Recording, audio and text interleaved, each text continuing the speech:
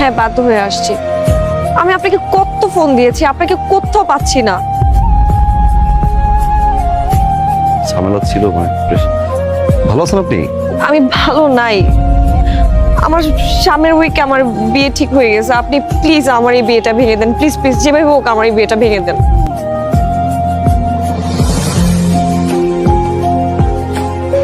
এখন আর পাগলামি করার বয়স আছে? আপনি দেখতে যতটা ইয়ার না লাগেন, আপনার কিন্তু বয়স হয়েছে। বিয়েটা করে ফেলেন। হ্যাঁ, আমি বিয়ে করবো, কিন্তু সেটা আপনাকে। আমি আপনাকে ভালোবাসি।